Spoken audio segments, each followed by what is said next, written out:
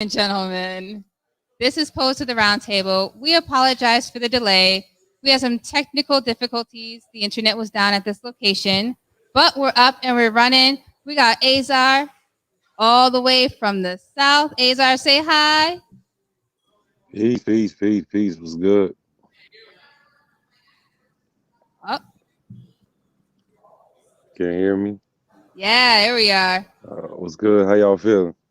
Good, good. So in the studio, we have Mr. Rebel Poet all the way from NYC. We got the beautiful Miss Charlene Rodriguez. Watch, you're gonna end up with another poetry name before we end up in the night. We got the veteran. She's out in the audience. She started off as Jasmine the Phoenix, and she left as the acid spitting monster. Right. So we got Silent Quill. He's our other co-host. And I am the ever-present Lady Obsidian Rain. We welcome you guys. Tonight is going to be, yes. We got Ms. D True Poetry handling audience. Hello. Hi. Did the how princess doing? wave, yes. Like this. Hey. How y'all doing? And we do have another poet. She'll be joining us a little later if she can actually get on. But our conversation tonight is going to be, what does healing look like? Now, this is a very sensitive topic. So we're going to send some trigger warnings out already because things may be said that will affect some individuals. It's not malicious. It's all done with love, but that's what we're here for. So I'm going to start off with asking, instead of what does healing look like, what was one phrase that helped you in your healing process?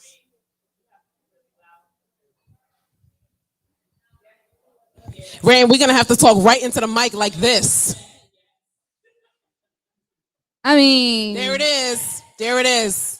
I There tried it is. to retire the military No. voice, but No. Use that voice. Let us feel it. so I got to be Rain. more obsidian than Rain tonight. Yes. Yes. Dang. Please. And thank you. It's going to be that kind of night tonight. All right. Well, that's what we're here for, right? We're going to be loud, we're going to be proud, and we're going to talk some. I'm going to watch my mouth. So, all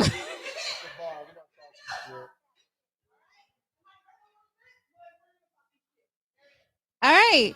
So, I'm going to repeat that for those who didn't hear.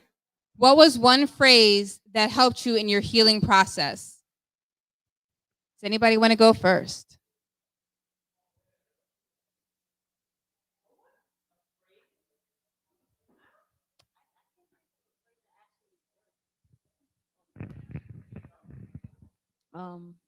Wait, I do have a soft voice, guys. So is it? How about now? I can't think of a phrase that actually worked. Like people say, forgive and forget, but that didn't work. Oh, find yourself, but how am I gonna find myself if I lost myself? And that's like. So I don't think there was one for me. So I think that for myself, when I was really going through tough times, sometimes, especially me, like I don't like to tell people my issues, but sometimes your close peeps, they could tell, like just by being around you, your energy, by looking at your face. And I had a very good friend of mine tell me, tough times don't last, tough people do. And at the time when I heard it, it really meant everything to me. I mean, I had heard it before then, but I think that when you're in the mix of it, right, of whatever it is you're going through, just someone taking that time to share those words with you really brings you to a place where you're able to be vulnerable or allow yourself to let that person in and be like, yo, yeah, man, thank you, and just start a conversation. That's real. I appreciate that. Looks like Quill is still very pensively in thoughts. So I would say for me, a phrase was, you're not as worthless as you were made to feel. And it actually twisted in my mind. It was like, your value isn't based on how people have used you. Because a lot of people think that if you're useful, that you have worth. But abuse is a way people that use you, but you end up feeling worthless. So your value is not based on how people have used you. And that really helped me with my process. Benny's still thinking. Azar, you got one? I don't think I really have a phrase for that was catchy for me. You know what I'm saying? I realized I was in a journey of healing. I just think I got tired of not facing myself, so I guess it was just starting to face myself that began the journey of healing for me. I think when we first connected, one of the things you would say when you got on our lives was, I'm feeling like I'm healing. Yes. And that really stuck. Yeah, that came later on down the road. That's that's some construction been going on. You know what I'm saying? For me to realize that some of the anger issues, depression, hurt, abandonment, things like that was part of my healing, to realize that I was feeling a certain type of way in those areas. So once I realized that, that was the beginning of my journey of healing. So that's when I was like, I feel like I'm healing, because you can't heal without feeling. Right.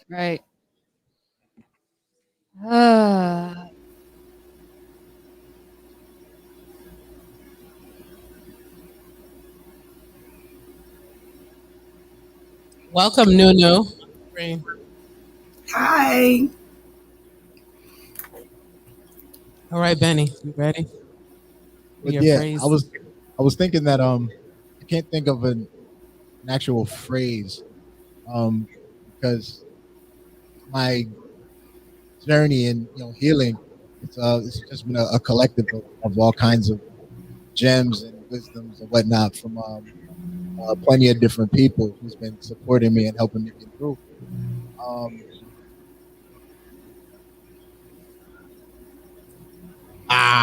Talk louder. There's a lot of noise on the other side, Silent Quill. So yeah, like this. Silent. That's the key. Oh, you changed it? Wait, silent. I'm sorry. Silence, like that. Would you like me to say it louder? Let me say it with my chest. I'm sorry. No, I'm just saying that I can't think of an actual phrase. Just one phrase that would support the healing journey. It's been a collective of different gems and conversations and thoughts, from my circle, the people around me who support me. So I get the first thing that really comes to mind as far as my journey is just understanding and realizing that I'm not by myself, because for so long it's just been me, focusing on the things that I need to do for myself, and isolating myself, because I like to keep my struggles and hardships to myself. So, just understanding that it's not just me. I got a good circle, a good family around me supporting me and all that. So it's not just one phrase. It's more so just, I'm not alone, I guess. That's a song. That's a Michael Jackson song. There you go. That's my phrase. I am not alone. I love that phrase. That's nice. And that's a good song too. So, Ms. Nunu, now that you have been able to join us, it is a pleasure to see your beautiful face. The question that we're asking is, what was a phrase that helped you on your healing journey? Helped me on my healing journey. I was listening, and I don't think I had a single phrase either. Like, I've always had I don't know, people I could talk to, I guess, or people that talk to me, or like my mom is like really like sensitive to, I can hear something's not right, or she'll call me like, or something out the blue and say, I had this dream such and such and such and such. And I'm just, okay. So, I mean, I don't think I've had a single phrase that stuck out with me. But this is on the spot. I'm still thinking. I'm so on the spot. But that's the best thing about these conversations. They're really candid. Right? Yeah. I don't know. You ever been? Sometimes I don't even know if I've even started my healing process. Now, that's the truth right there. So, yeah, we're gonna pull on that a little bit. What would you? You know what? Hold up. Uh-oh. She's passing Oh, away. well, no. Just when you said that you don't think you started your healing process, I kind of just wanted you to build on that a bit. You know, just kind of talk about that. Okay, so when I first said I would do, like, I would be on the panel, I didn't know what the show was about at first. And then I found out it was about what does healing look like. And I was like, what does healing look like? I don't know what healing looks like. I mean, I know, you can see that you're not where you were at a point in time. You're different. Healing, I guess, just looks like you, but in a better situation. But it's still you, oddly enough. So I don't really know what healing. I don't know. Help me out. What? Where's everybody?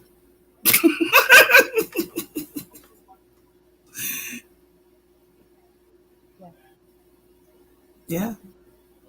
No.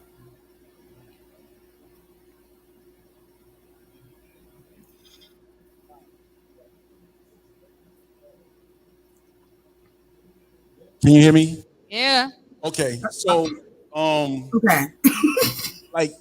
so healing is a continuous process. This is what I'm learning, right? Mhm. We had a panel, Sister Alicia. She made it clear.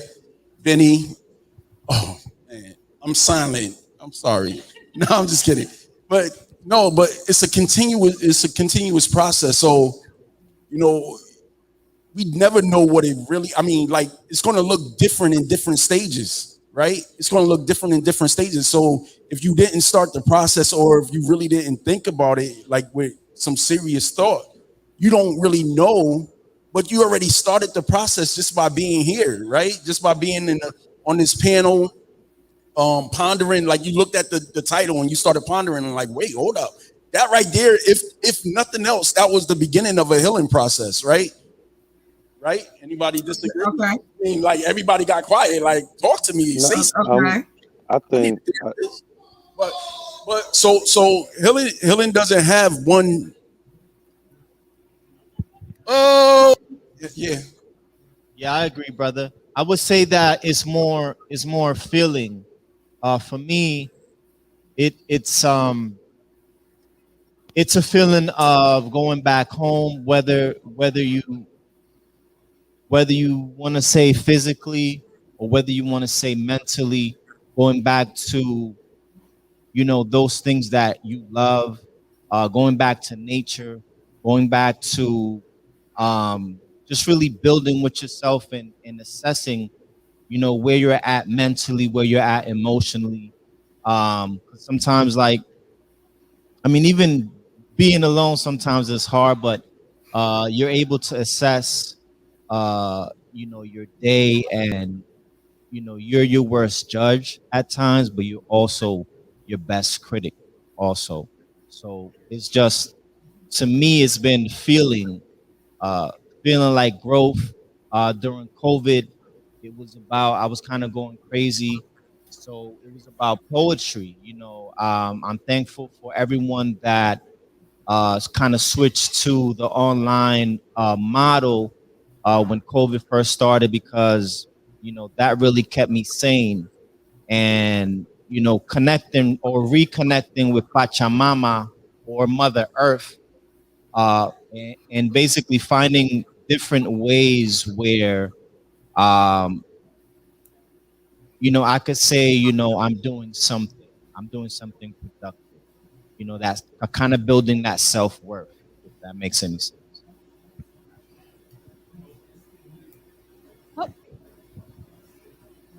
I kind of wanted to piggyback on what you said because it hit hard. Going back to what feels like home, I say that so much. Like I was having a conversation with my brother the other day, and we were talking about how healing and what it looks like, and I'm like, dude, like I gotta get back to myself. Like I don't feel the same. Like, and he's like, well, realistically, you're never gonna be the same person that you were. Like you're gonna always be elevating yourself. And I was thinking like, I want to be the same person back when I was like in 2017. And he's like, well, that's not you no more. You know what I mean? So to piggyback on what you said, it's like the core values, like, you know what I mean? That makes you happy, like poetry, like that's always going to be you. That's always inside of you. So I just wanted to mention that.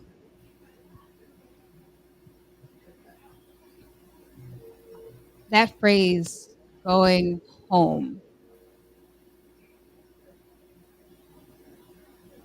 It's bittersweet sometimes. Because if your home was toxic, but then, and that's part of the healing process, is acknowledging that, what do you want your home to look like? What do you want it to feel like? Because that's usually what we need to heal from, is our homes. So going back to something that is familiar can actually be detriment.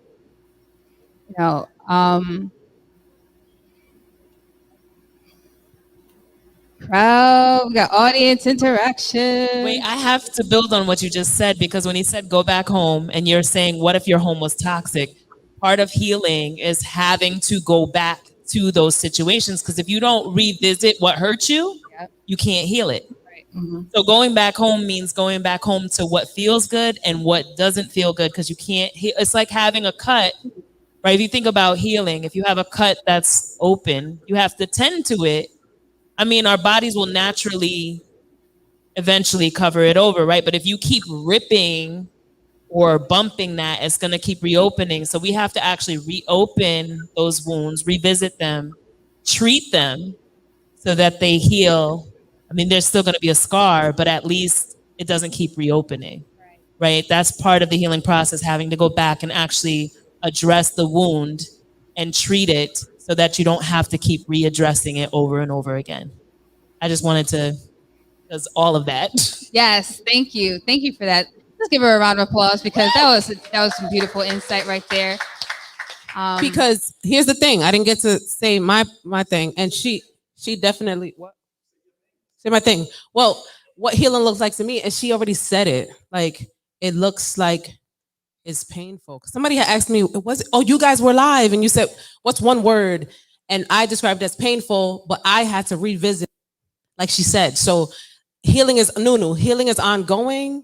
And when I realized a phrase, I don't have a phrase, but I feel like once I realized I did have something I wanted to say, but it'll come back to me.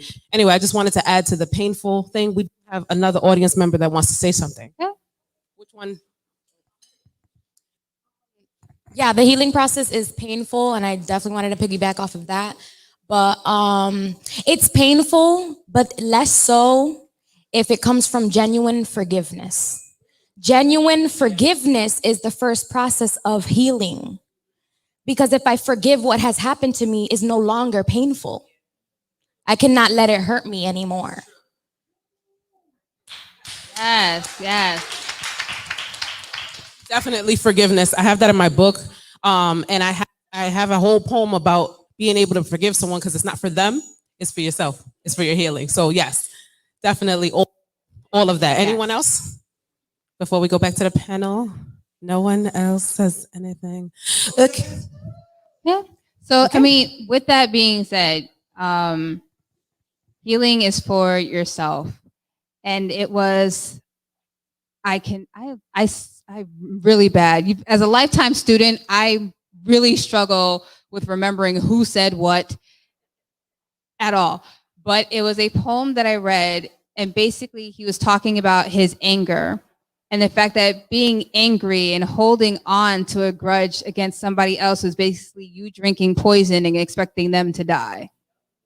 You were doing nothing but hurting yourself, holding on to hurt, because they did what they did and they're off, to their next shenanigans. So healing very much looks like taking care of yourself, loving on yourself in the way that you've always needed to be loved. Her book is open, so there's a poem there. I remember what it is. And remember, Azar said something about I'm feeling like I'm healing. So I feel like once you feel it, you can grow through it instead of going through something. I know it's not a phrase, but I just made that up. It's about to be a phrase. Grow through what you go through. Grow through it. Yeah. Feel it. We're going to be the next Nike swoop. Not just do it, just feel it. Just feel it. That's very important because a lot of people numb their pain. They do not feel. They self-medicate. They deny. They run away from it, which means you're running away from yourself. So in essence, healing is coming home back to yourself, feeling all of those feelings and then transmuting it. Yep. Guilty as charged. Rain, stop. Don't do that. So technically, I haven't taken the Hippocratic Oath yet. I am not obligated to not hurt you in this process. And that's the beautiful part, to have people in your life to hold that mirror up. Period. Like it's a beautiful thing. Yes. So healing looks like returning home. Healing looks like forgiveness. Healing looks like acknowledgement. Healing looks like forgiveness. Healing looks like a mess. Yes, all of that. Painful, boogers in your nose, tears rolling down. Just the other day, I had the best cry ever. I got snots on my daughter's bed. It was amazing. It was amazing. Sounds gross, but it was amazing. And to be vulnerable in front of my kids gave my youngest the strength, because she's only 5. We lost her father last year, and she had the strength to say, I miss my dad, and started crying. Broke my heart, right? And so my other 2 have their fathers, because I love my kids so much. I gave them their own daddy so they don't have to share. I'm just saying. I'm cool like that. Listen, so no, seriously, she tells them, she goes and she says, I don't have my daddy, right? And to the middle one, whose father is very active. And then the first one, her father's not so active, but he's not a bad person. He's just not as active as the other one. So this 5-year-old and my oldest says, well, my dad's not really around that much. And she goes, well, but at least he's here, and started wailing. So now we're all crying. It was amazing though, because my kids feel comfortable to do that. So I wanted to add that because it was a beautiful experience and I wanted to share it with you guys. I would say kids have a knack for saying things that can really open up them floodgates. And some of it can be, healing, and other times it can be a wound. Because when I was younger, I'll never, my siblings were cruel to each other. And my sister did something that upset me. And I was like, that's why your daddy's always in and out of jail. And she goes, at least I know my father.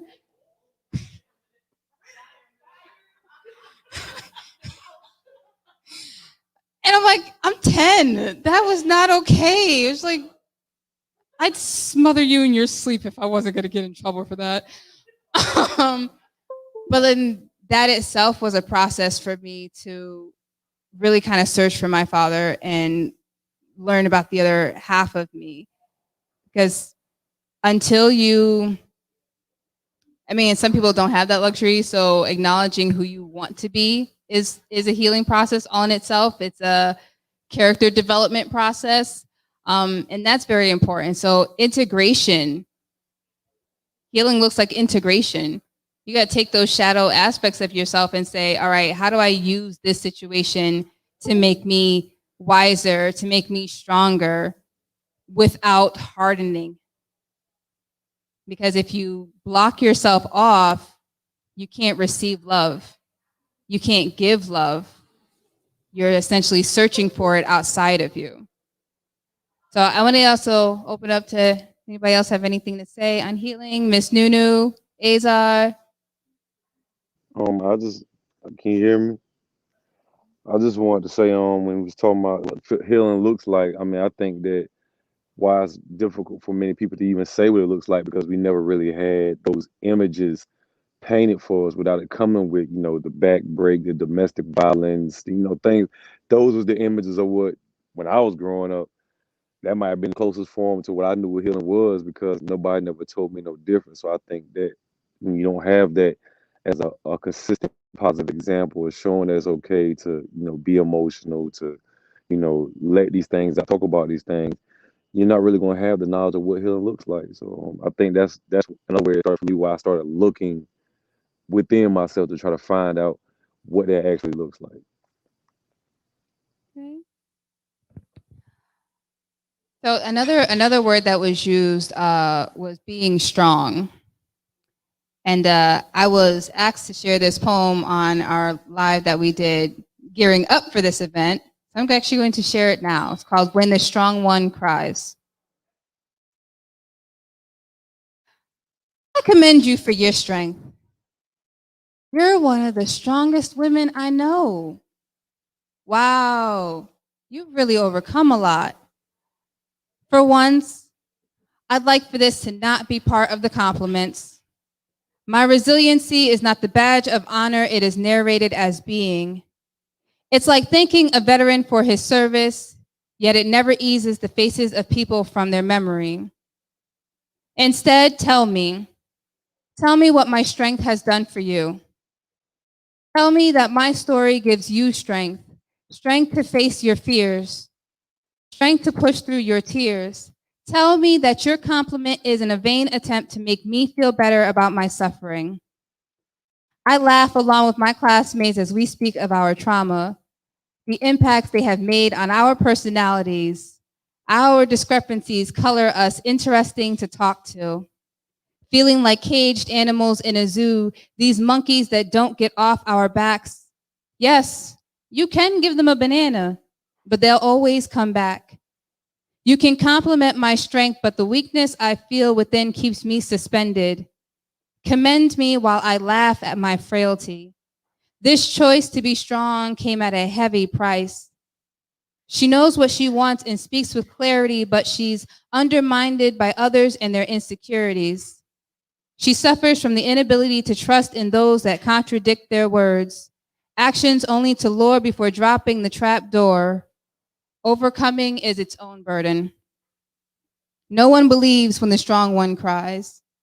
Reality is her strength is its own form of defeat, makes her too masculine, makes her competition, makes her more of a challenge to conquer than a woman worth protecting, worth serving, and to show anything less than strong labels her weak, passive, pushover, doormat, gold digger, clingy, needy, a trap. For once, the strong one wants someone to be strong for them. Love and respect them, keep and protect them, have the ability to show up, stand up, affirm and understand them. Because even when they're strong, they're vulnerable and crying. So that is that poem. That was beautiful. Snaps. Yo. So that was specifically for Ty because he requested it. But There's strength and vulnerability, right? I love that poem. absolutely, thank you. So healing looks like vulnerability. Is anybody taking notes? I might ask somebody at the end of the show. So what would you, and you don't have to go into details. I might not even answer the question. But what was one of the things that was the hardest to heal from for you? To heal from. Heal from.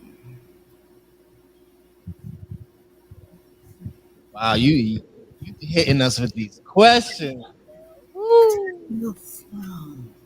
I know, right? I respect it though. I think that it's actually something that's needed, especially talking about healing, right?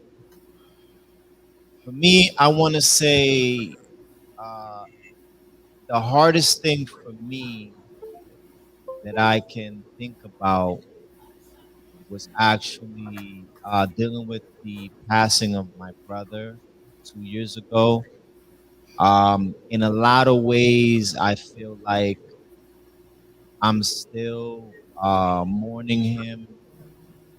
It's really strange because in a lot of ways also it's part of me that says he's still here, right?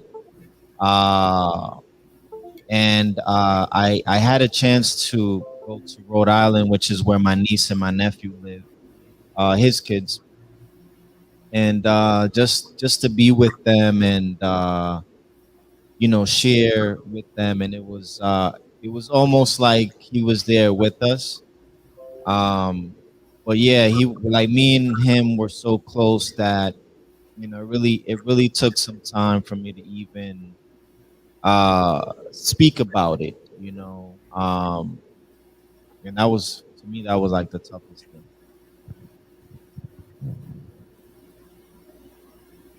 You gonna tell me that you wrote a poem about it? You gonna have to share it. You gotta take the mic back. All right. Where's that poem at though? Yeah. He should have been ready. Rebel, you already know. Come on now. Yeah. I think he was added in, but Azar,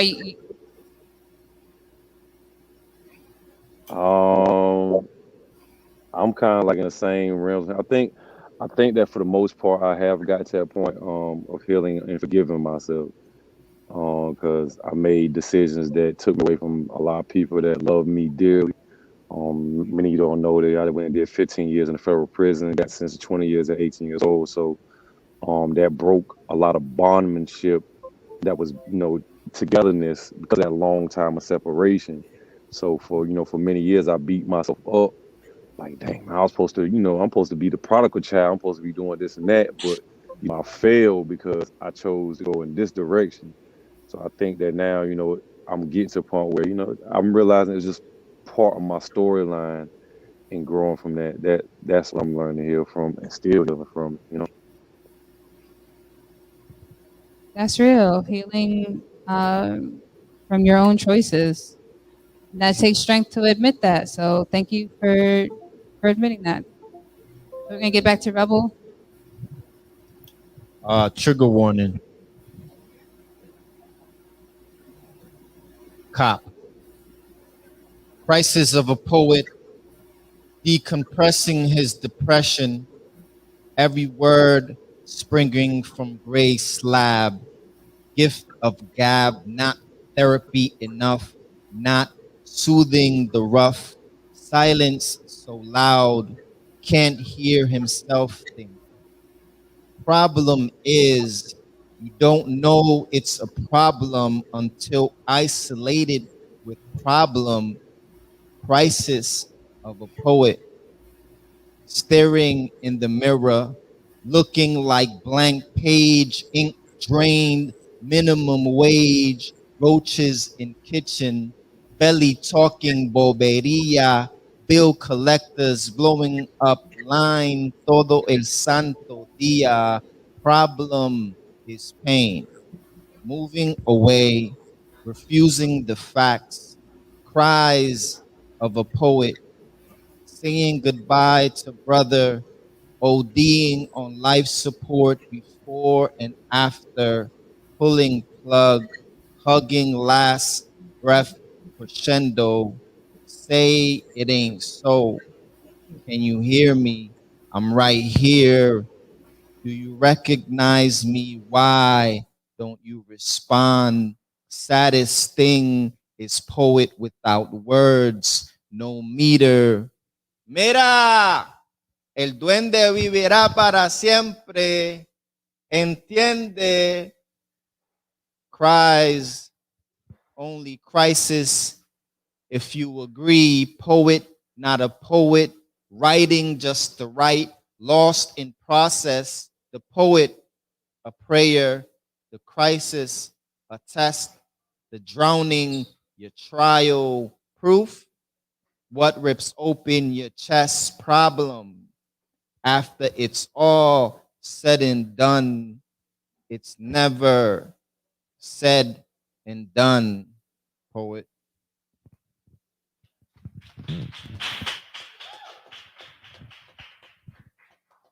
Never said and done. I felt that.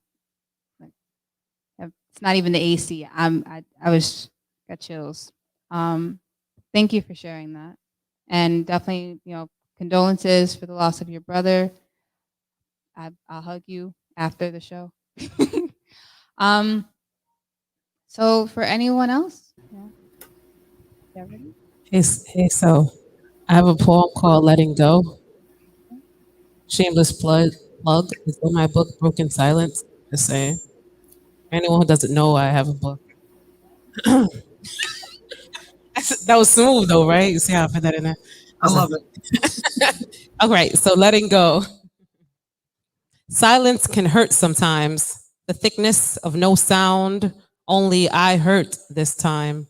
Life lessons are just tests. Palms sweaty as I fix my desk. I wasn't ready to let go. Still, it kills me to hold on. Well, guess is needed for growth. Elements needed for nourishment. Water and earth, I'm more than a flower arrangement. Speaking it to existence, I'm letting go.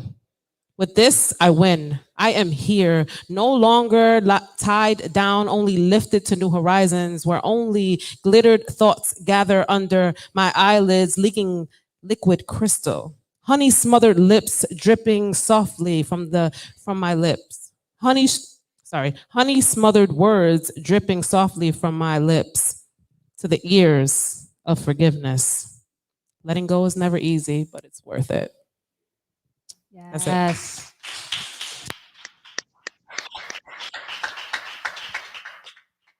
Who has that catchphrase? You're worth it. Is it L'Oreal? Yes. I thought Maybelline was like, maybe she's born with it, something like that. But you're worth it. You're. It is Maybelline. Yep, you're worth it.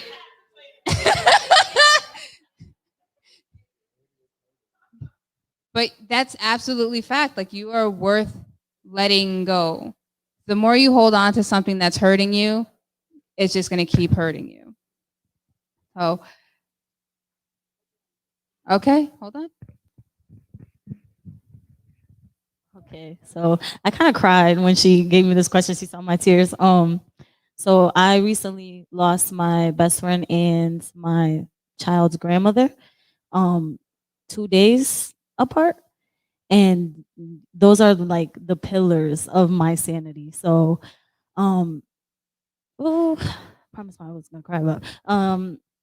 Yeah, so that was like the hardest thing, and I feel like I'm still healing from it because it's something major, but like I said, God, you guys said something earlier about your friends and who's around you, and it actually made me realize like I do have so many people that love me and support me, and like I have one of my friends here today, and she's been like insane, like like crazy supportive with everything, and I think everything happens for a reason. I think that sometimes people have to go so then you can see God gives, how do I explain this, like a new chapter to other people in your life.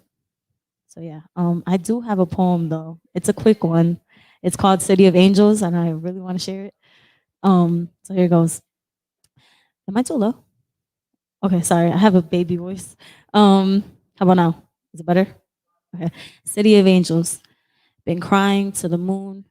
No prayers, no poems, no petitions, just me and God and my repeated memories of you, engraving the melody of your voice, of your laugh, engraving, I'm sorry, unearthing the positives to this because it hurts so bad. I can't even say it. I'm sorry. I'm getting too distracted. Okay.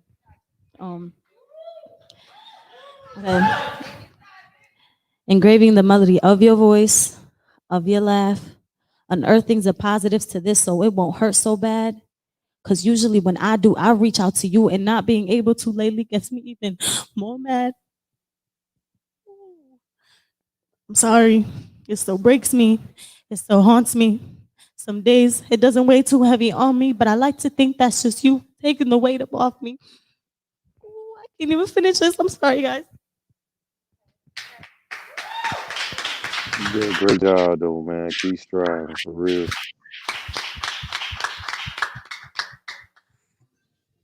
You know, can I say something real quick?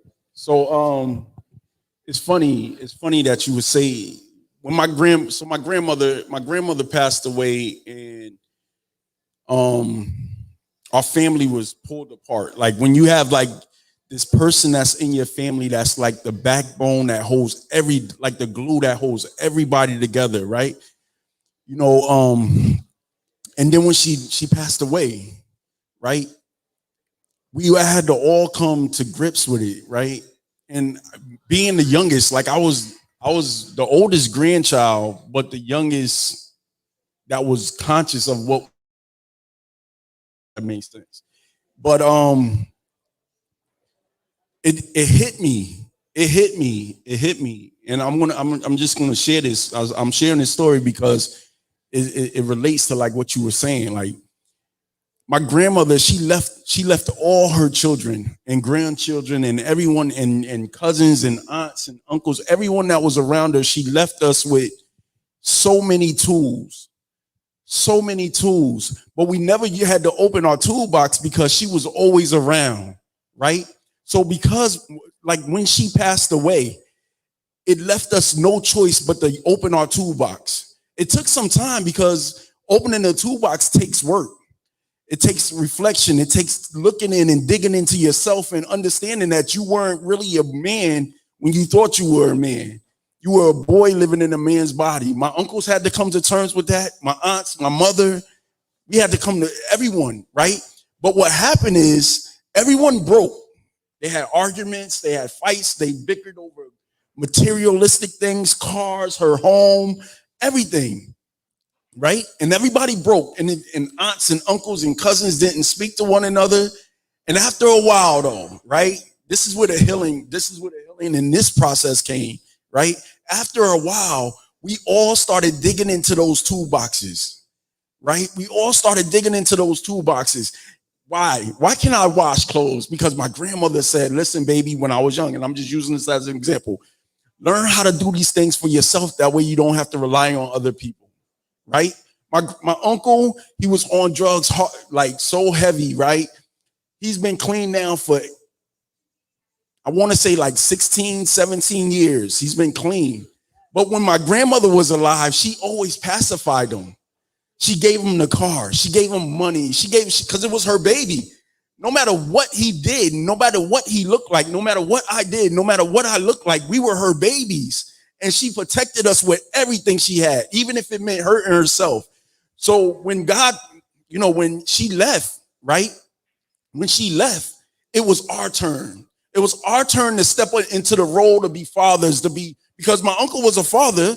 You know what I'm saying? Now I'm a father. My mother was a mother, but we had to step into those roles and become something greater than what we were when she was around, because we were lazy. So I'm going to say you lost something, but you gained so much more. All you got to do is open your toolbox and give it to the world. The world is ready to see your work. Let's go. I want to piggyback off of that because if you guys were able to meet them, they, like I said, they were so supportive. So I just hear them in the back of my mind, like, these been trying to tell me to put out a book for so long. So I've been working on so much, and it's crazy because, you do lose those people, but you gain so much motivation because you want to do it for them. You want to make them proud. So that's why I'm on the stage. And yes, it brings me to tears to even think about it, but I use those feelings as motivation, as like, okay, you know what? Like, it does hurt, but you're going to get through it. It does hurt, but they're looking down on you, and they're so proud that I even got on the stage to talk about healing when I'm in the process myself. So I know they will be proud.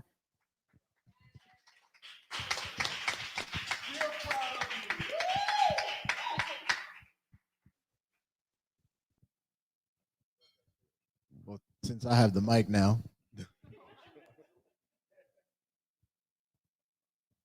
so I was thinking of how I was going to answer the question. of what the hardest thing for me, and just going over all the stuff that's been going on over the last, several years. I couldn't really pick one as far as what's the most challenging in my process, and that led me to now being the most challenging, understanding who I am after all of that, the person that I've become, the person I'm becoming, after all of the hurt, the loss, the everything, in combination, to where I am now. And I feel like the hardest part is just really identifying that, and really walking in that light consistently, without reverting back to the past ultimately. And I feel like that's the hardest part, just really understanding who I am, with all of that, the to be more specific, growing up without my father, that's obviously a thing, my relationship with my son's mom ending, now being a co-parent, living with that and trying to make sense of that and understanding that, and just being still continuing to be the best father I can be, losing my grandfather, like all the stuff that that people deal with every day, that the kind of things that I don't generally talk about, and what I've grown to be more vulnerable with, and expressing these things to who the people who I now have around me. Because over the years, when you're trying to recover from all of those things and trying to figure out what's going on, you separate from people, seclude yourself, you step away, you disconnect, and you isolate yourself because you're trying to figure everything out. And then when you have all those voices and all that noise, it's really hard to see that path and make a way for yourself. So it's like you disconnect from everyone. Well, me anyway, that's what I did. And it took me some time to really get to a point where I could let people in, or trust people enough to let people in, so that was part of my process as well. So like I said, just learning who I am as a person, and really paying attention to that and staying true to that and walking in that has been the hardest part for me. But it's a pain that's worth it, because you see, when you really when you see that, the things that you're looking for, the things that you want to do, when you see that like in front of you, and all you have to do is really keep walking, you know what I'm saying? And when it's like in your reach, you know what I mean? And it hurts, the journey's long, your feet are tired, whatever it is, but it's like there's a joy that comes with it, because things really start to make sense after all of that.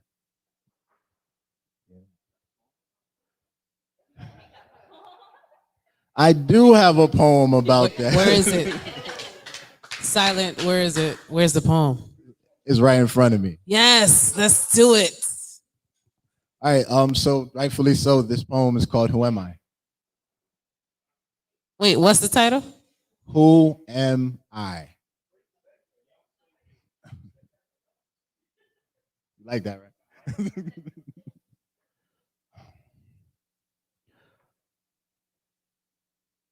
Who am I?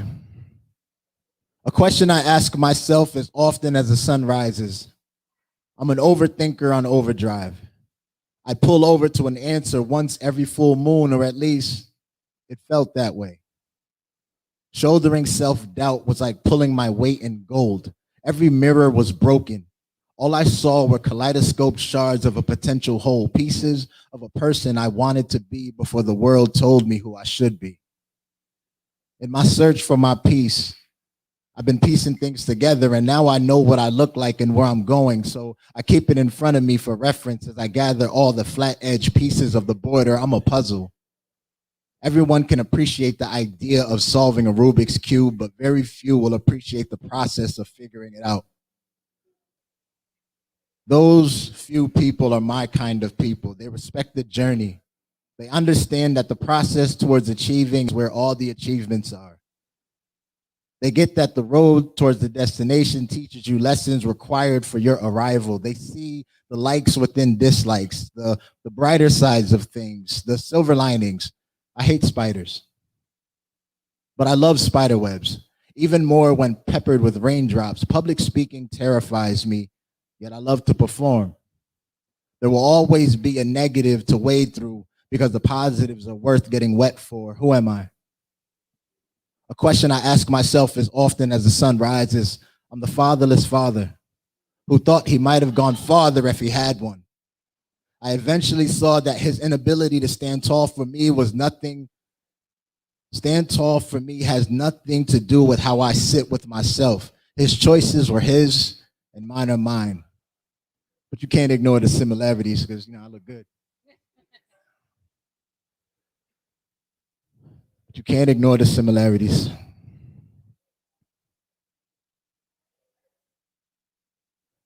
Who am I? It's a question I ask myself as often as the sun rises. I'm a proud father to a demigod. He's armed with a heart as large as existence, a smile that can light the darkest of nights. In my darkest of times, his smile torches a path towards uncovering all of my greatness. My boy is amazing. Who am I? The survivor of not one, but 2 bouts with homelessness. The one person who knew lives 10 states away, and I swore my brother to secrecy. I survived. And the only reason I told him was so he'd know where to look in case I didn't. Who am I? A question I ask myself as often as the sun rises. You are noun by your verb. If you are what you do, then I'm amazing because everything I do is. I could never look bad. I'm perfectly flawed. I'm a collaborative piece by Bob Ross and Basquiat, a blend of neo-expressionism, contemporary art, and happy little accidents. So fly, I tattooed a wing on my back and an anchor on the other because I tend to get a bit carried away. Who am I? They say I'm a poet, but they don't know the half. I'm a wordsmith. I'm a rhyme bender. I'm a melanated magician of manuscript, the toucher of hearts, the bringer of tears, the creator of smiles. Shit, if I really get into my bag, my sensual quills will force governments to deploy militaries to mop oceans. Ladies, I don't play about my pen. What? I melt hearts. Get your mind out the gutter. I talk a good game because I'm a man of my word. Centuries from now, when I'm dead and gone, they'll discover my notebooks intending to display them in museums. They'll find them, decode them, and learn how to move masses through self-expression. Then realize it's way too much power for the public eye, so they'll lock it away to prevent it from falling into the wrong hands. Worlds will war over my secrets between my pages. So if I ever wrote about you, you're welcome for the immortality. Who am I? It's a question I ask myself as often as the sun rises. Every sunrise is a new beginning. So every time you open your eyes, give thanks and ask yourself, who am I going to be today? I love that. I love that. That is one of my favorite poems. One of my favorite poems. I have a poem with the same title. Yes. Should I do it? I would do it. It's short. It's really short. It's short. So I have a poem titled Who Am I? was like, yeah, okay, he's about to go in. All right, mine's is shorter. So here we go. I am the struggle of happiness, the peace of war. Yeah, I'm sure. I'm the essence of goodness, the perfume of paradise, the rainbow after the storm. I'm a long way from home. I am the daughter of temptation, the sister of a victim, the cousin of pain, streams of endless rain. I am the aunt of loneliness, the granddaughter of second chances. Most important, I'm the mother of my happiness. I am the strength of my ancestors, the courage of my forefathers, the voice of my sisters and brothers. Who am I? I am poetry. That's it. Hey. So we want to hear from Asa or Nunu. I don't have any poems. I don't have any poems. You don't have a poem you can share with us. Yeah. No, I was just like, most of the time, like I haven't written for like poetry's sake in a very long time. I mostly pour my emotions and whatever I'm going through into music. I set the keyboard up and start making music. And that's basically where mostly all of my emotions go. Nice. So like even when I was like younger, if I get upset or something's bothering me, I go find a piano and I sit down and I play, and that normally just calms me completely out. So I don't have any words, like inspirational words. I've got rhymes that I've written, but this is not the time for those.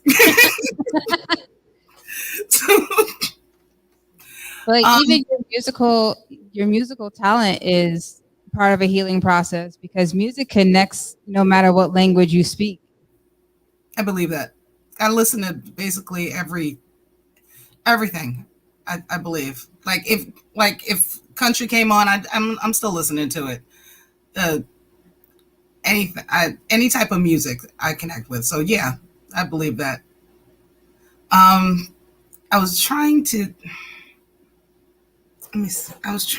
see, there was something that I had written. It's just I get them in like little tiny spurts, not even like a whole like stanza. It's just maybe like a line or two. They just come and I write them down. I got like several. You remember Duck from the 5 Heartbeats? I've got papers everywhere, just like 2 lines here, 2 lines here. They're just everywhere, notebooks everywhere. One day I'm gonna go through everything and maybe put it together. I don't know, maybe come up with a hit. I don't know. No. Yes. I was just saying that's what my notebook looks like. It's just a bunch of like scattered words, and then I eventually like put them all together at some point. Yeah, I haven't gotten to the put them together part yet. It's whatever pops in my head, I have to write it down, but then I'm gone. Something else comes up and my brain is all over the place. So I keep telling myself every once in a while, you need to, and I'll answer myself, yeah, I know we need to. And then it just doesn't happen. So I'm sorry. I was looking for this one little piece that I had written in my phone of 2 lines. And it was about like just being broken. Okay. The broken, raising the broken. Where was it? Just passes along the trauma. But when you're born into chaos, all you seem to know is drama. Crazy becomes your normal, and there's no periods and no commas, and there's no pausing what life is causing. Got a feeling like this is your karma. And that's where I stopped. So, yeah. Everybody else was... That was bars, yo. I don't know what you talking about. That was bars. Okay. Thank you. Thank you. So I don't know. I guess what Ty did say something that resonated, in that healing. I don't think healing is ever done. I don't think you can ever really. Is it possible to truly like heal and be done? Like, okay, I'm done healing now. I think it's a continual process. So that just like throws me back to like, how do you know? Like, I guess you can't figure out when you're done healing. You just keep moving. So healing isn't linear. You can heal from something to a point and move past it, but then something else later on down the line may trigger, and you have to go back and revisit with the new wisdom that you've gained to heal a little deeper. Okay. So it is and continuous. It is definitely continuous. Because you never stop learning new parts of yourself. If you stop learning, you're dead. And for me, like I've gone back to school. I started the Lotus Temple because the lotus flower was very pinnacle for me. Like this flower that just blooms in the dirtiest water, and it's beautiful. So I have workshops that I do, and the catchphrase is, bloom in spite of everything. And that's for adults who have gone through things, learning how to redefine themselves to overcome all of their obstacles. And then I have a workshop that I'm working with younger children. It's Rise to Achieve Anything, because they're the future. We need to pour into them so that they know that they have the ability to overcome anything. But writing, whether it's poetry or journaling, which is why I do journals for my workshops, I am an avid writer. It may not be an actual poem, but it comes out in poetic fashion. So I'm actually going to read something that I wrote this past week. And it also kind of answers, the question of what did I need to heal from? For me,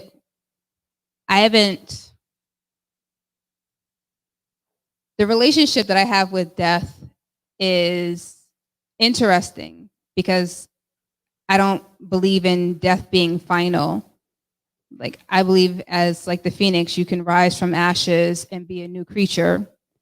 And so I haven't really lost anyone physically, in a sense, but trying to grieve from losses of people who are still here is a whole other battle. And so I heal from abandonment, I heal from rejection, I heal from sexual trauma, emotional trauma, mental abuse. And I'm still dealing with that. That is continuous. So I'm in need of healing from things unknown to most. Apologies never given or inauthentic. Where do I begin when rock home is home? Ground zero, the basement. Secrets, the structure I've always lived in. When told to honor thy father and mother makes everything I do a rebellion. What does healing look like when everything, including self, is foreign? And so it's just a little excerpt, not even a poem, it's just some little thoughts that I wrote down.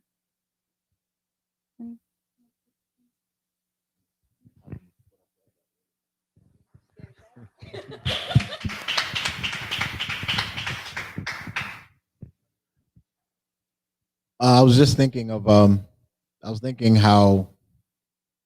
the healing process being continuous.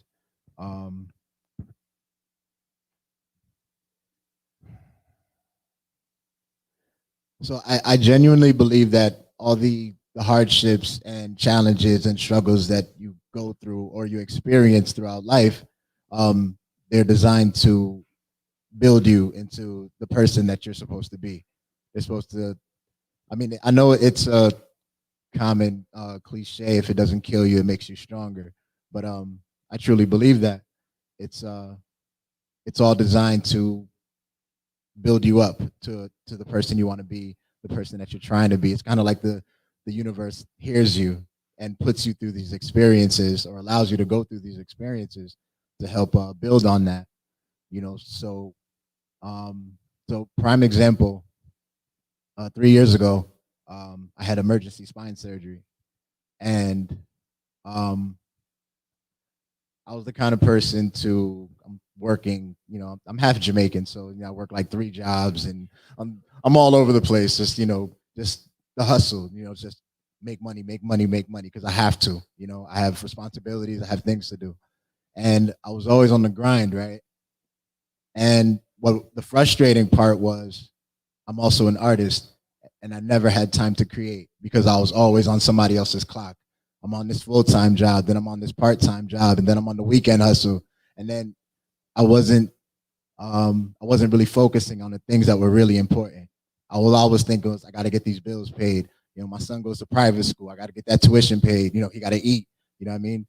When you really think about it, when you're doing all of those things, you lose sight of what's really important. So I feel like the universe put me on my ass. I was forced to stop, sit my ass down for 3 months because I physically couldn't do anything but think and write. You know what I mean? So I felt like that was the universe telling me, you got to slow down and figure out a better way to do this because you're hustling backwards and you're burning yourself out. You're not focusing on the things that are important. Your son don't care about that money. He want the time. You know what I mean? The bill's going to get paid regardless. It's going to happen. It may not be as soon as you need them to, as soon as you want them to, but they're going to get done. You know? So yeah, and now, you know, 3 years later, I only have one job. I'm telling my Jamaican have to chill out.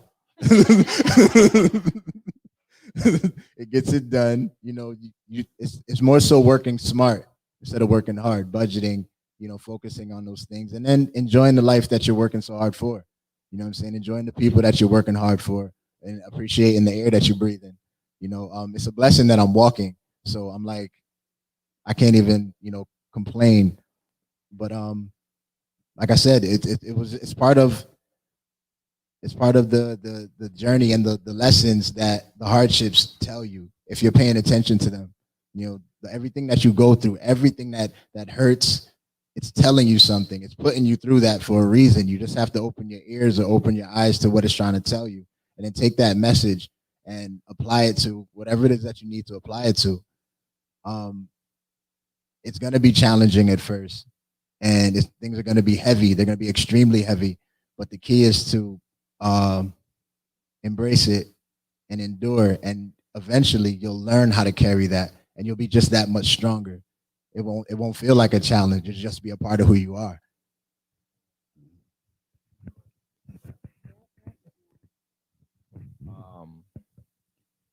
Yeah, I think that expression is healing. Like for my aesthetic, and I mean anybody here that has something they enjoy doing, whether it's cooking, whether it's editing videos, something that you're able to use your creativity on and kind of escape from reality and really put you all into. Like for me, my process is I mean, a lot of it is based on me releasing a lot of the negative stuff. A lot of times I write from rage, from things that are happening. But when COVID started, we switched remote, so I was able to have a lot of time to create, and in that process, I really went back to you know, writing rhymes, and so shameless plug, I'm working on an EP. I know, right? And you know, going back to like the when I first started and what really got me into the arts, you know, and it's that self-expression, writing things down and figuring it out. You know, every poem is a question, it's an answer, it's a challenge. Sometimes it's a question that you don't answer, but you talk about it, and you're figuring it out. You're figuring out what your emotional connection is to that thing, right? And for me, that coming from someone that had anger issues as a youth, I'm able to speak to my son, who's 18 now, and who's going through the same things that I was going through at the time, and who just happens to be an artist as well. So yeah, to me, expression is huge. Thank you. And expression is extremely important because if you don't feel like you can express yourself, you find no point in living, which is why I really like, if I had to say any death really kind of impacted me, it was Chester Bennington and Robin Williams. And Chester saved my life in high school. Being able to get that angst out, listening to that and knowing that I was not alone in my feelings helped me to overcome them. And so when his industry started changing his image because they wanted to keep up, he's not himself anymore. And I feel like that had a very big impact on his choice. So expression is extremely important. If you don't have freedom of expression, you're dying. Go for it. So you just said we took it. We took it when she was in the bathroom. So you just said something that resonated with me because you were talking about the process of creativity, and probably almost everybody in this room is a creative on some level. And one of the things that you said was to create is an escape. I think we feel that, but I actually think that it's a channel, right? So we take our process of creativity, whether it's music, poetry, visual art, dance, whatever it is, and we channel it. And this is something that I've learned because I'm a painter. That's one of the things that I do. And I remember one of my first gigs, because I body paint. And so there's an exchange of energy. And this was one of my first big gigs. I had like a bunch of bodies to paint. It was up at stores at UConn. And I'm painting. And one of the models comes up to me and says, "Excuse me, are you human?" Like legit. I was looking at him like, why is he asking me that question? And he was like, "You've been painting for like 7 hours straight. I haven't seen you stop to drink, pee, break, nothing. Like you literally been working for 7 hours straight." I didn't even know it, because when you go into that zone, your soul is being fed. So your human side disappears. So that's why I'm saying I feel like it's more a channel than an escape. Yes, it's an escape, but we're working from a higher place, and our bodies are like, we're literally just vessels.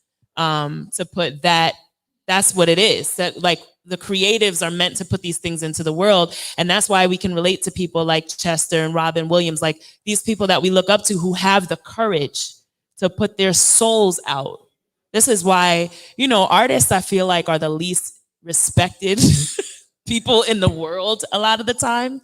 But we're really necessary because we're relatable. And we even talk about universal language, music, poetry, books, like all those things. Like one of the things I was doing during COVID last year is I was doing online art classes with kids, and I did them on Facebook, and I started getting kids from all over the world. I got a Russian family. The time difference was crazy. They got on, they spoke no English. They didn't understand English at all. But these kids sat on this class, followed everything that I did, and were able to do the assignment right along with us. So it's like universal. What we do as creatives is universal. How many people speak a foreign language? They don't speak English, but you hear them singing our songs, right? Like, it's really powerful stuff. So the process of creativity, I think, and I think that's why events like this are so important, because speaking on the ability, and poets of the round table, but really artists and creatives and whatever it is that we do, because if we don't continue to create, what do people relate to? What do people have if they don't have art? Because it's everywhere. So I just had to speak on that. Definitely. Thank you. Because you actually, you really did kind of open the floodgate to everything that was kind of going on in my mind. Now, I'm not a religious person. I believe religion divides, but I am an extremely spiritual person. And at a very young age, like my grandmother told me, there was like a spiritual calling on my life. When I was 10 years old, I lived on the island of St. Thomas. And a few people know this story. We're playing in the ocean, swimming. It's all fun. It's great. We get told to eat, told not to go back in the water because you'll catch a cramp. I should have been a lawyer because I always try to find ways to get around things. So I got on a float and I was like, I'm technically not in the water, but at this, juncture in my cognitive development, I didn't take into account salt water, full belly, and nice warm ocean, island sun. I fell asleep on this float. I woke out because a jet ski went by me, so I'm way out. Nobody noticed that I drifted off. I can't swim. I fell off this float. And I will never forget, like, being pulled out of the water. Like, I grabbed onto the float and I'm coughing and I'm trying to say thank you to whoever saved me, and I open my eyes and there's not a soul around me.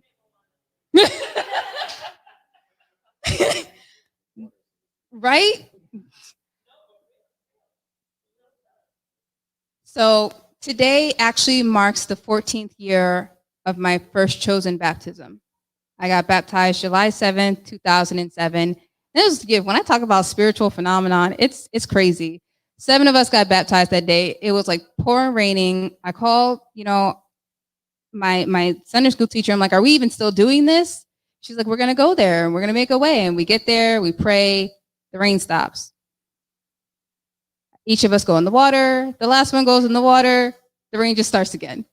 So it's like, okay, maybe there's something to this. Part of my healing journey has been believing in things that I cannot see. And really diving into the concept, like, we are made in God's image. God is a creator. We are each creators. We take different mediums. You are a painter. You are a poet. We got singers. We got movie directors. They can see things and put things together in ways that you're just like, how did they think of that? How could we ever forget the talkers? They don't let us forget that they talk. They be talking. But like the architects, the surveyors, like, they're each creating in their own way. And that's what makes the world really work.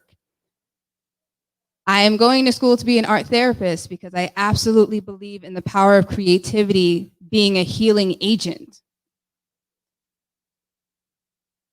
And I'm blown away every moment of the day to wake up and see the sun and hear the birds and feel the wind and see people interact with each other.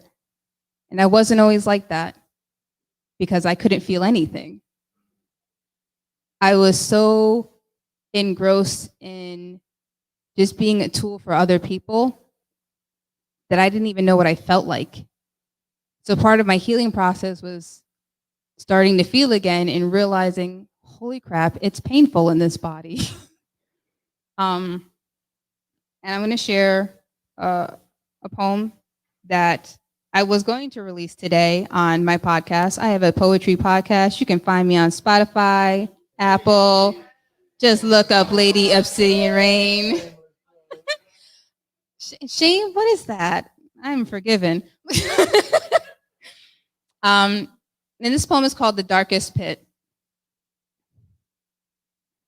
When you're in the darkest pit, walls covered by the thorniest vines, slip and slide covered in slime, it forces you to sit in the grime.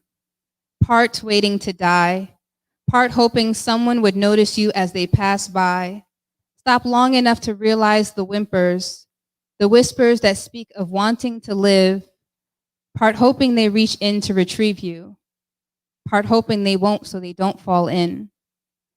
Depression is a seesaw of smiling to let them know they can walk away and crying silent tears signaling the need for them to stay. Our society is so bent on perfect that I pulled off being okay damn near perfectly, even when telling others of my pain. No one thought I ever needed them. As if people are objects you can ever put down on commissary. How dare I believe I could pull out a person at will if they never chose to show up willingly? Without anything to give, in return, I noticed who stopped showing up for me. Attention unavailable because it's available everywhere else. I was easily placed on the shelf and guilted into believing I was at fault for their absences. When you're in the darkest pit, people forget what you were to them before your tragedy hit. Yet love to tell you how your heartache leaves them feeling less than, instead of them realizing it was an opportunity for them to step in for you, to be able to lean on them. Got so used to your trauma bonding you to them, they never had to show up for you exclusively before, never had to put their friendship on display. Healing began when I admitted the origin of the accepted abuse. Pattern of design beginning with wounded parents, seeking to establish their own sense of control over their projected extension of self. Unstable home in various locations, I've struggled to believe in people's capability of staying. Willingness to show up for me consistently. The only thing I've done consistent was sabotage me. Gypsy in my own skin, I was to others what I needed others to be for me. What I needed to be for me. It hurt the first time I was called out for not being able to receive. Better suited at giving because I knew where it came from. Wounded heart unwilling to truly accept anything from anyone, I played into the generational curse. Gotta give and never expect to receive without a price. Always looking for the strings attached, the fine print, worried more about the labels given for wanting more than bare minimum, for wanting it to come from the right place. Maybe because I was never given freely, I don't know to what extent I should take.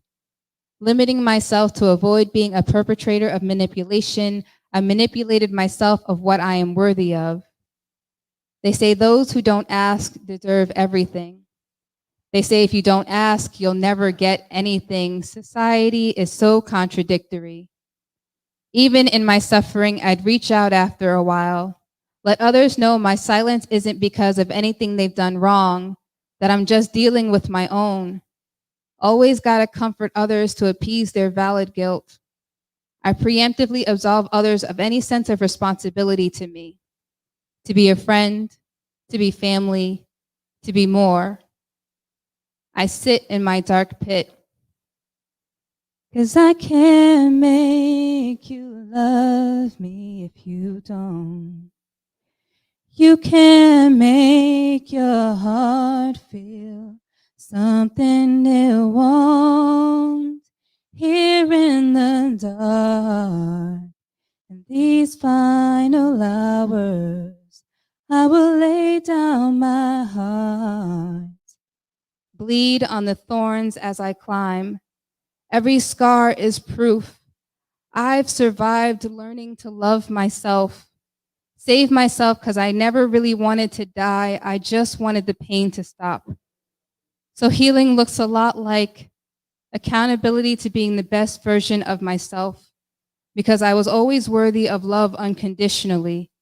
And it starts within me, light shining, releasing me from the darkest pit and its surrounding territories. That was something. Wow. We have somebody in the audience. Audience participation. Take a guess, Ray. Ty the talker. No. No. Acid Who that is? Spitting Monster. So I kind of debated on which one I wanted to read because it's like 4 in here that kind of touch on some of the painful things I went through.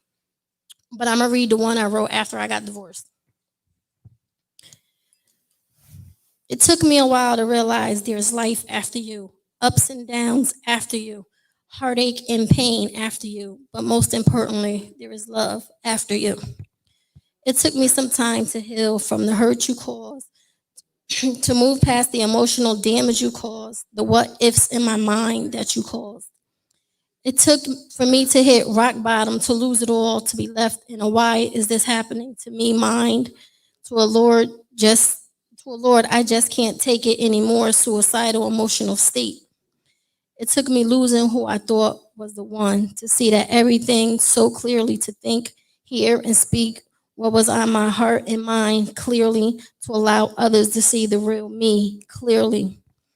Now that I found myself and I can rebuild what you torn down with your selfishness, what you tried to strip away and bury with your selfishness. I found someone and he loves me with all my flaws. Unlike you, he encourages me and he means it, unlike you. And he will never, ever turn his back on me, unlike you. He has my heart. He's put it in a safe place to heal.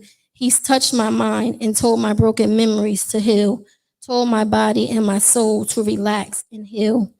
I gave him all that I have left of myself after you depleted me. He gave me all of him to help replenish me, to restore and strengthen what you weakened in me. I am who I am right now because of him, able to hold my head high because of him. I can look my past in the face and forgive it. Because of him, I will love and be loved again because of him.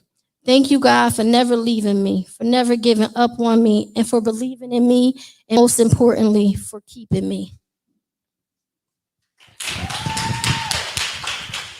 Yes, yes. And I'm going to add an amen at the end of that because I felt that, sis.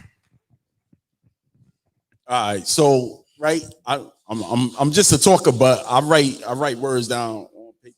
No, I'm serious. I'm serious. You're always serious. Okay, so we talked on the live we had before the event. I talked about this writing that I did called My Confessions. So I wanted to dig it out and kind of like go over it. It's very old, and and I haven't read it or talked about it in a while. So My Confessions. At night, when the lights goes down and the noise level drops to a point where my heartbeat can be heard, when I lay down facing the wall, any wall, my mind starts to race. And before I even realize it, the tears are there. It's another rainy night. I think about you, praying I'll get the chance to give the love that was once given to me back to you. When I found it hard to love myself, you loved me. You loved me. I cried for all the pain I caused you and others. Damn. How did I do this to myself? Never completely understanding the best parts of myself. I hurt me. No, it couldn't be that, because my heart knew who I was, but still I cry. My tears uncontrollable, and it's been a long time. My tears uncontrollable, but my sobs stayed silent. Never could I allow the next man to hear or see me crying. I was a man after all. That's why I cry in the dark. It's funny because I think we all do it. However, most of us won't admit to it. It's okay. That's why it's mostly done in the dark. When the sun is up, so is my frown turned into a smile. But if you look deep into my eyes, you will see the rain clouds waiting for night to fall, because that's when I cry facing the wall. Keep this between me and you. My confessions. These are my confessions. Just what I said. Just to talk about that real quick, but I was listening to Jazz when she was writing that. Like, it's different when it's somebody that talk about a pain that they've been through. You know what I'm saying? Like, and I say this to my family members all the time. Like, we have this thing where we go around the table on the hill. My cousin Jennifer, some of you guys know her when she come out. But we go to her house and we sit at this table and we have these really deep conversations about family. And but when you know someone and they've been through something, and as a man, you start to think, we failed our women, right? And I think I said that here before too. Like, for whatever reason, Jazz has always been, you don't mind if I talk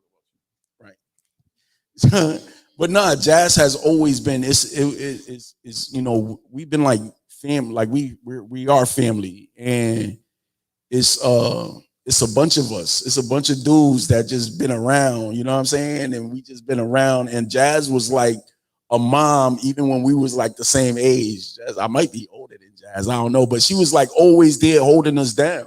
You know what I'm saying? So when you hear about or you see her going through something, it's like, damn, we should have stepped up. Like, but that was her thing. That was, even though it was her journey to go through in order to become the woman that she became, you still feel it just hit different when you hear it. You know what I'm saying? It just, okay. It just hit different when you hear it. So, you know, those are some of the reasons why we, you know, I wrote this thing. Like, I cried, not just for, you know, the people in my family, but people, you know, that you feel like you could have been a better man to or for, you know what I mean? Or even for yourself, you know what I'm saying? So yeah, it just hit different. I want to piggyback off of what you just said, because sometimes we do penalize ourselves for certain things. But like you said, that was her journey to go through. Ooh, excuse me. I'm sorry. She good. Y'all know I still had that little cough and I still made it, so don't do that. But I was saying, I lost my train of thought. Sometimes you penalize yourself for something that is you know, someone else is doing and you feel like you could do more, but at the end of the day, like, you could tell that person 1,000 times, like, don't do this, don't do this, don't do this. That person gonna do it because they have to go through it, because that's just their journey. Exactly. And I also, before I give up, Mike, I want to say that's a beautiful piece, and I love the fact that you gave God the honor for that, because let's be real. Well, for me, and I don't want to offend or disrespect anybody's beliefs, but I feel like a lot of my healing came from leaning on God. Because yes, we could lean on our friends, but nobody's gonna know us like God knows. You know what I mean? He's been there from the end, and he will be. I mean, from the beginning, and he will be there in the end. And it's just crazy how, you know, like, we give credit to other people, but dang, if y'all only know God, listen, healing, boom, healing, the healer. Rain. Azar wants to say something on the screen. Yes. And then you get the mic. Or Rebel. You too. So we everybody want to say something, but Azar hasn't said nothing in a while. So he's been so quiet. I hit him up. I'm like, what is going on, man? I'm just cooling, man. You know what I mean? I'll let, you know, people building. So, hey, man, sometimes you just gotta sit back and just play your position. That's all it is. And you can't take no offense to it. Some people get offended when they ain't the loudest person in the room, but sometimes the person that's most quiet is the loudest person in the room. You hear it. So I'm gonna just do this piece, man, because I think there are a lot of things that has been reiterated tonight is that change is the process, not an immediate event. And I always say the only thing that's immediate about change is, you know, saying to yourself that you're gonna change. But this is called a process. I really don't know. It's difficult when you're doing things all by yourself. Failed promises when you do make yourself vulnerable to receive help. Beaten by the phase of the past like a mother didn't I tell you built. Igloos building kingdoms around your heart. Constant prayers through layers of eons, hoping it'll melt. Failed promises from people you trust only have to once again figure it out on your own. Can't they see the emotional scars buried on your skin that you try to walk through hailstorms alone? Posted up in the paint, wanting to be great like Mailman Malone. Each disappointment creating snowstorms internally of a postpone.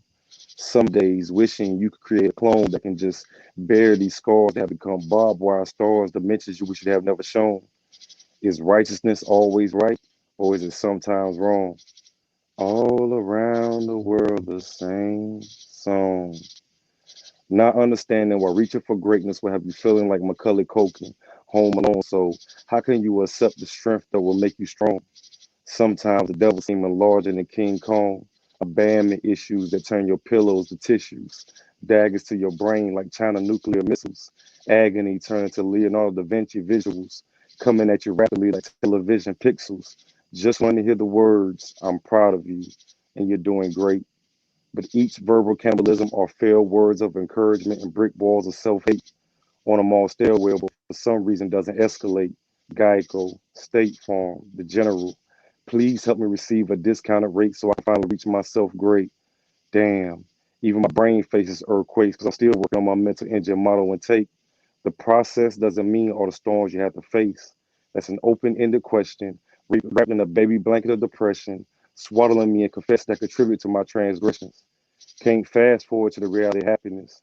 Had to take each aching step with no rep. Parting the straight and crooked path like Red Sea Moses or lips with a cleft. Self-love and self-hate in a jail will entanglement, eating away at your soul like edible arrangements. No arrangement of fresh things like peppermints. Praying that one day this process starts to gumbo makes sense.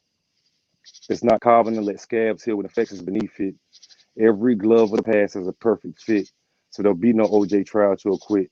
I guess you could say I'm starting to understand trust in this process, bullish. So I guess I'll keep shooting for my dreams to become reality like a psychological fully loaded clip. But it doesn't make it any easier to get a firm hand on this process called life with a python grip. So I'll take each sip with a concrete tear drip. But no, but running from the process is like having a bungee cord pulling you back and the shovel in your other hand digging a large hole you fall to that crack. Peace.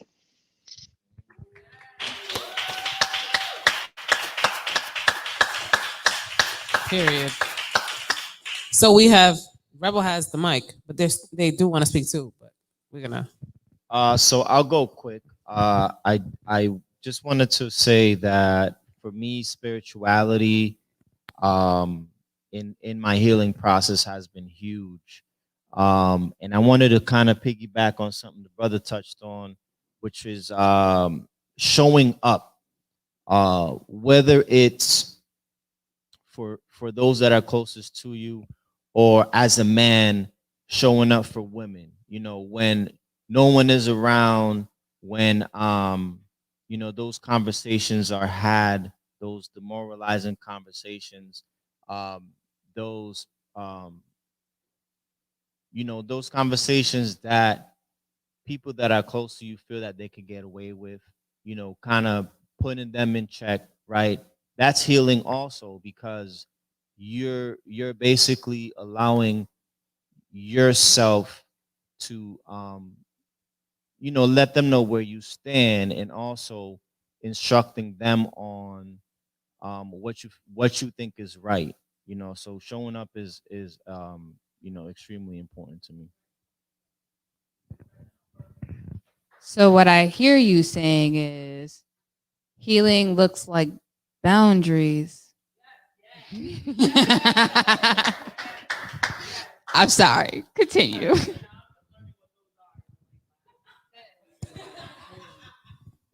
Okay, so this deep conversations is my thing.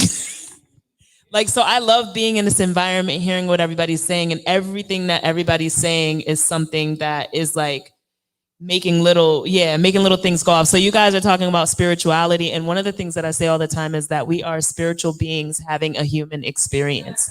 That's why spirituality is so important in our healing and just as we exist and on our journey, whatever it is that we do. So one of the things that you said regarding spirituality and not wanting to offend people for their beliefs is God, and making God first, because God is in the beginning and God is in the end, but God is in each one of us.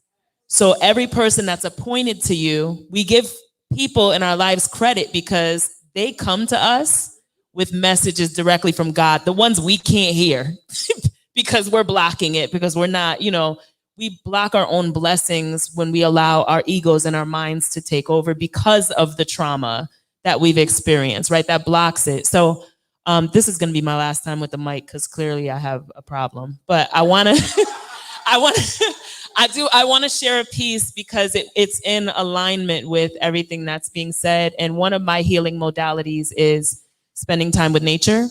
So I am a tree hugger. I have no problem with walking up in front of a tree in front of everybody and hugging it, no lie.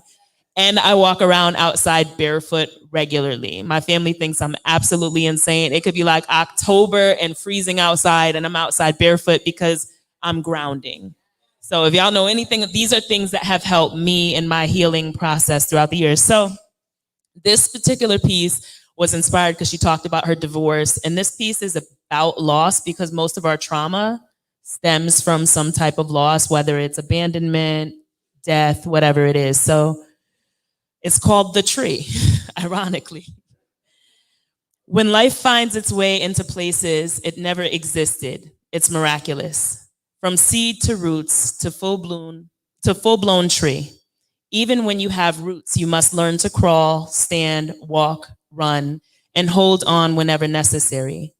When you forgive the feeling of death because life is so permeant, paint the skies blue to mimic the feeling you feel on days when you remember. For a moment, you smile for the good parts, the parts that made you feel human. You sit and sip on the possibility of what might have been, and relief sets in that seeds are planted outside of your atmosphere because you are not willing to nurture them that way anymore.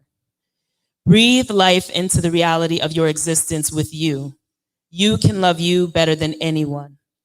They remain, though, the pits that made room in your soil to grow into tree with leaves and fruit, but they were premature, only gave you decomposing compost to feed on because their roots were never completely developed. On days when you find hydration, don't nurture them. Let them become the remains of the forbidden fruit that they once tried to bear or find nourishment elsewhere. Life is so much more than the chapters in a book. If you choose to, write of the branches that grow as extensions of yours, and the rain that soaks through the soil to the roots. Write of the parts of nature that appreciate the temple of your being and respect the process of your growth. The sunlight that feeds the windows to your soul, and yes, write of the leaves that grow each year only to fall off and become compost to add to your soil. Remember them too. Write them all in the soil so you can continue to stand and grow. So essentially, this came before my obsession with trees, by the way. But essentially, it's about taking those people, right, and their seasons, right? Because, you know, people are seasons, reasons, and lifetimes. I don't know if you guys have ever, yes. So we have, something comes from every person who comes into our life. And so using that as soil to grow in whatever way, you know, that's basically what it's about. And I'm gonna plug this in really quick because there's something that was said like, you said I think you're gonna be talking next. No, it's something that you said, so it's a good segue. Look how that it aligns like that. The fact that like healing is painful, right? Ironically, as we tend to heal and get better, there are moments of sadness, and it's realizing how much that we missed out on, how badly certain people failed us, what the younger version of us actually deserved. So healing actually requires healthy grieving as well. Yes. So we're gonna let you continue on with I your feel point. it as I dry my tears. Thanks. Yeah, that's what healing looks like. It looks like mascara coming down your face. So I kind of just had like a little something that kind of wraps up.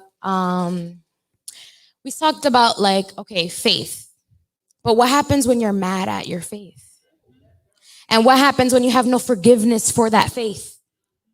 So I wrote a little something. It's kind of contradiction, but it's okay. Every time I forgive you, it's like I'm disrespecting myself. How could I ever forgive what you've done? I can't disrespect myself. I can never forgive that hand on my thigh, or that you didn't stop breaking my heart every time. I can never forgive how you let me sit in the snow and sit in the cold, but you would never know. You wouldn't know how I felt. I can't forgive you for taking away who I loved so young, taking away our childhood fun. God, I can never forgive you. But I need you to know why I can't forgive you, because I can't give up the crying. Crying means the pain is here and that I'm not dying. You're not gone, Prima. God, I forgive you, but thank you for trying to keep me trying. If this is my platform, I would have hit it with one of them. I think I need a tissue. Yeah, Azar, you were saying something? I would say if I was on my platform, you already know I'd have hit that joint with for real. Like, you know what I'm saying? But I think that it was good that, because I wrote a piece like that. I think it's good that you wrote a piece like that, because just being transparent with yourself and where you at. And I don't think nothing's wrong. I think we've been taught there's something wrong for us to have those type of emotions. But it's a reality that we have those questions, we feel those moments, and that's what make us human. That's what's also part of that healing motion. You feel? Absolutely. Absolutely. And what you experienced is understandable. Like your emotions are justified because you're feeling them. Like I went through a point where I was like, I'm like, really? Really, you can't possibly love me if you're allowing me to go through all of this. And in that moment, obviously, like I do read the Bible. So I started like looking at the story of Job and looking at like the story of Joseph and like the things that they really went through and the attitude that they had towards it. It's like, okay, if you say that you have the plan, let me look at it from your perspective. How is this going to help me? You know, loss is loss. Yes, we're going to grieve it. Yes, it hurts. But what they gave me can never be taken away. But God knows. He knows you angry. He wants that communication because that's exactly what we want from our parents. When we're angry with them for choices that they've made, we want them to acknowledge them and still love us anyway. And part of, you know, in studying is like children are actually more ruthless with their safe parents because they know they don't have to act a certain way to be accepted. They know that they are loved unconditionally. He knows. He still loves you because you're here.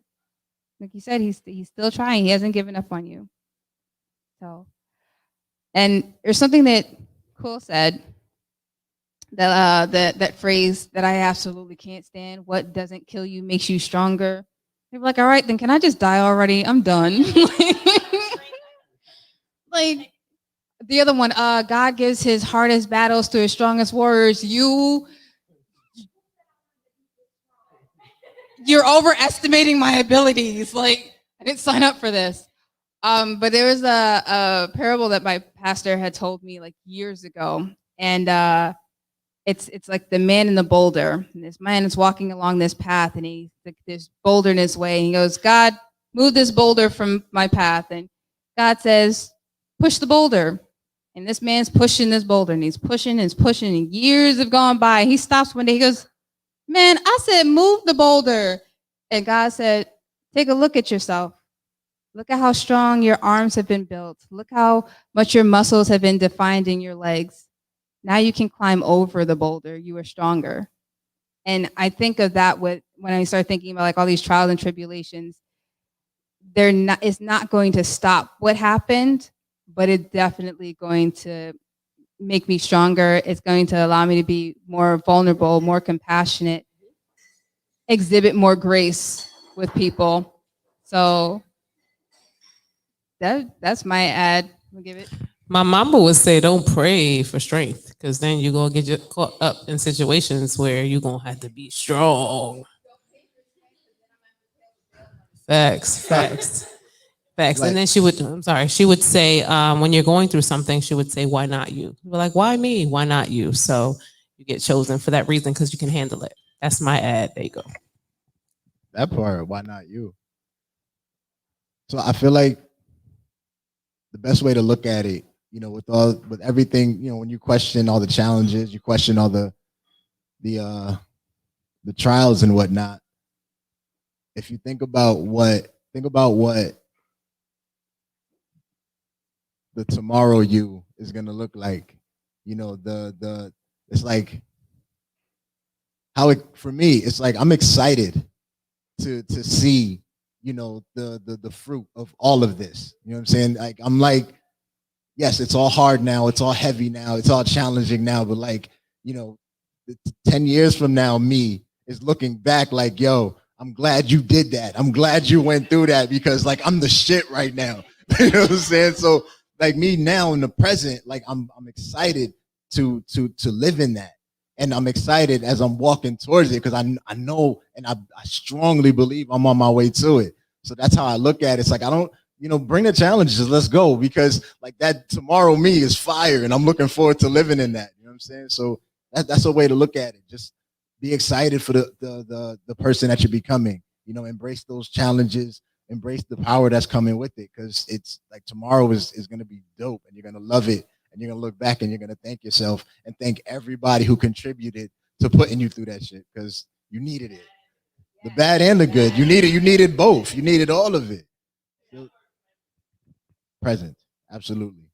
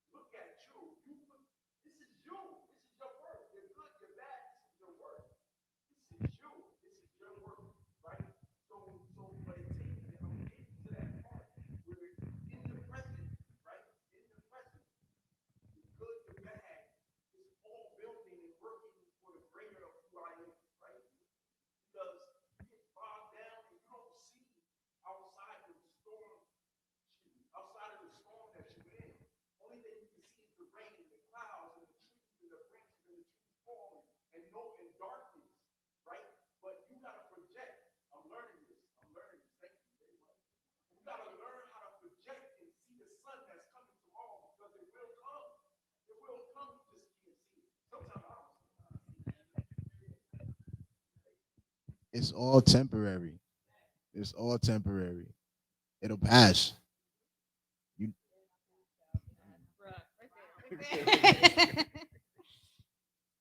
And I'm not gonna lie, like I got Annie floating around in my head, and I think my kids actually just had me watch that movie. I'm not gonna no.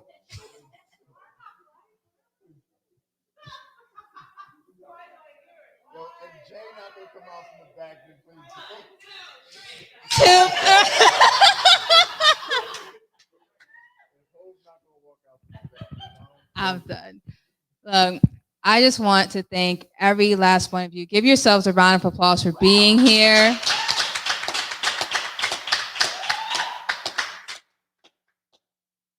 You pulling a Jerome on me?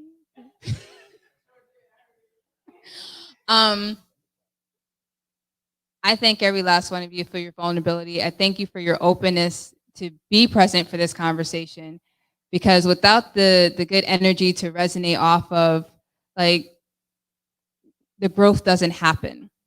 And I don't believe in failures. I believe in lessons. I'm going to grow through everything. The disappointments, the successes. We are meant to grow. We are not meant to stay stagnant. Okay? So,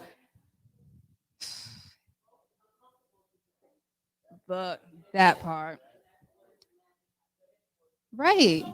Everything you want is on the outside of your comfort zone. You can't, progress if you're still here. And I like to think of it as stagnant water breeds mosquitoes, and mosquitoes are annoying. So if you're going to choose to be annoying, then go ahead and be stagnant. But I'm out. I'm out. So this has been Poets of the Roundtable, talking about what healing looks like. And from all of your input, it looks like accountability. It looks like pain. It looks like growth. It looks like expression. It looks like conversation and vulnerability. It looks like self-acceptance and love. And snots. Lots and lots of snots in the dark without anybody looking. Mocos.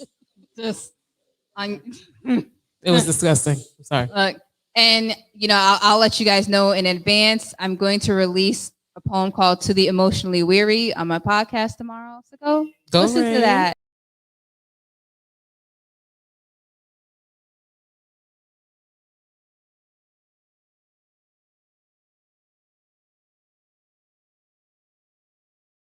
So the round table, we are going to have a section that's going to highlight all of the artists who are on the panel so you can know where to find them, to follow them on their social media and be connected with what they're doing. We got EPs dropping, you know, shameless plugs being thrown everywhere. X. It's all about love. Go ahead. Since we doing shameless plugs, I'm gonna snatch the mic real quick.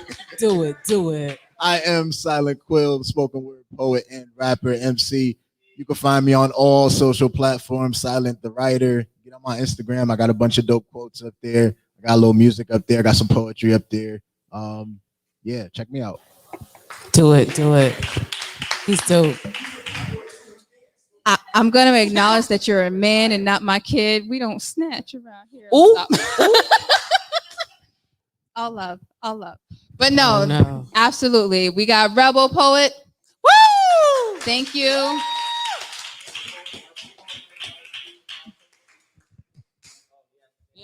The mic. Appreciated. So Rebel Poet NYC in all social media platforms. You can find me.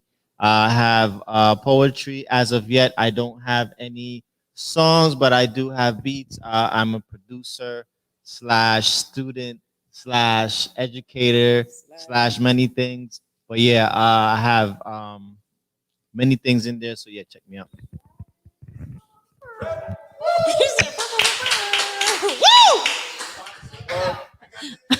Okay. Do it. You might as well. So my name is Charlene. You guys can follow me on Instagram, Saucy Char. I post yeah, that's actually my stage name, but I'm trying to change it, a little bit more personal. Anyways, follow me. I post my poetry and I'll be updating everyone on the EP.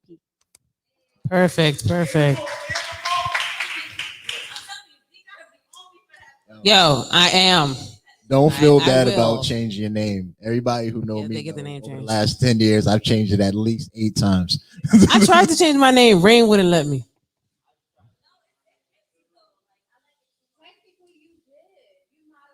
I did True Poetry. Miss True Poetry. I did do Miss True Poetry for a while because, like Janet Jackson. Hey. Miss True Poetry. Yeah. If you want to change your name, you rebrand yourself. Don't let nobody. No. It wasn't just her. I'm sorry. So that might be next month's conversation. What's next month? Yes. What? Well, yes. We're gonna have, she says she can't let go of the mic, so we're just gonna bring her We're on gonna just the give her panel the mic next month. How about month. that? Yes. Yes. I love me some her. Okay. Yes. We're gonna thank Miss Nunu. Thank you so much for joining. And you started off, what healing looked like. What are your thoughts now? Got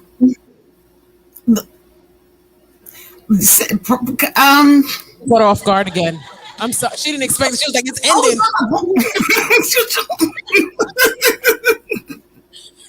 That's it. The more the more I heard the conversation, I don't know. I still don't know. We're there. I still don't know yet. Well, go ahead and plug yourself. I'm still going through the process. So then thinking like there's some things that I need to heal that I don't know I need to heal. So maybe that's where I'm at. It's honest. We love that. That's vulnerable. Thank you for that, Miss Nunu. Where can we find you? I don't post much. I see her on Instagram and Facebook. I'm just saying. I do have a Facebook. I do have an Instagram, but I'm not really steady with the putting anything up there. Like I'll share some things if it's funny, but I don't really post much. You can find her at Poets to the Round Table because she's coming back next month to sit in the audience. Right, Nunu? Okay, I'll be there. I'll be in the audience. Okay. Find me next month. Thank you.